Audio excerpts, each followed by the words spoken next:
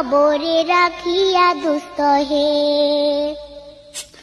কবরেতে রাখার পরে আসবে দুই ফেরেশতা, দুনিয়াতে কি করেছ করিবে জিজ্ঞাসা, সঠিক উত্তর দিলে হবে শান্তি সুখের বাসা দুস্থ হে।